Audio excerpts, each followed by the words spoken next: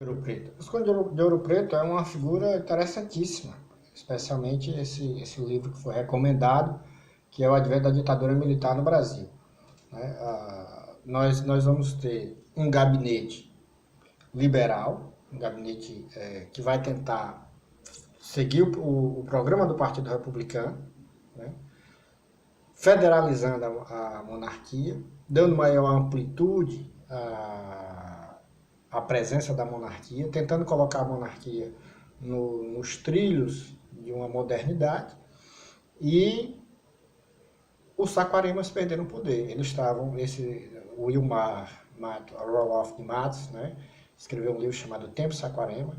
Então, de 1840 em diante, você vai ter uma grande presença dos conservadores no poder. Esses conservadores, eles não aceitaram, não engoliram essa ideia de que agora você tem um gabinete liberal e de que agora você vai seguir um programa republicano.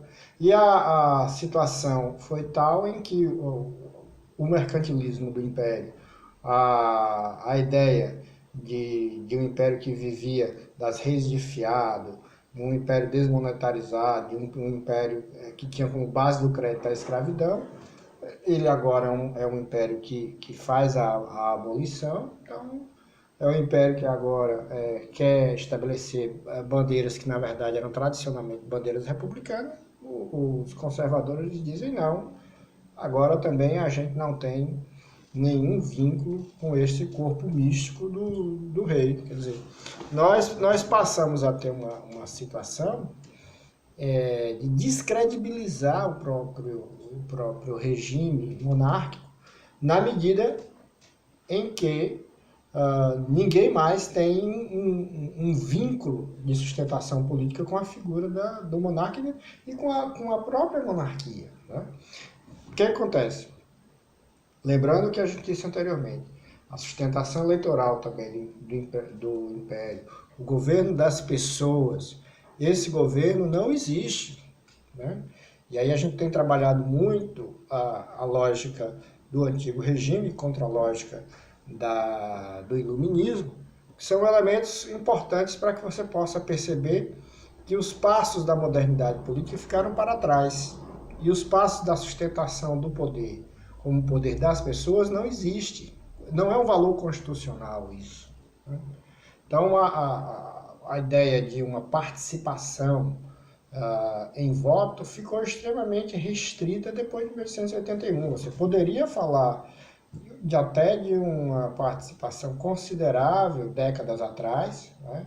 Chegou talvez a 10% da população ativa do Império, daqueles que eram livres, né?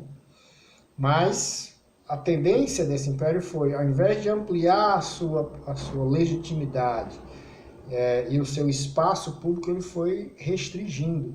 Daí que o Visconde de Ouro Preto, no seu trabalho, ele vai dizer muita coisa verdadeira, mas ao mesmo tempo ele acaba transparecendo pelas correspondências que ele traz ali naqueles capítulos iniciais, né?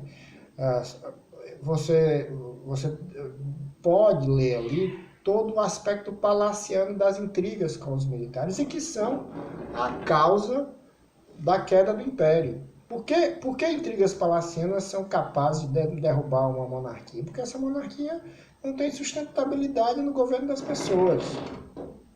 Essa monarquia não tem sustentabilidade num sistema de propriedade privada. Essa monarquia não tem sustentabilidade do ponto de vista do ideário de nação. Então, o Império talvez possa ter deixado ali alguma imagem de respeito, de pompa, que talvez tenha gerado uma certa admiração popular. Isso vai ser importante para entender algumas manifestações populares após a queda do Império, mas não é possível se manter o Império de pé e se fazer um balanço positivo do Império, porque vários aspectos, inclusive os econômicos, esses complicadores econômicos, né, dessa lógica de um crédito baseado na escravidão, das reis de fiado, enfim,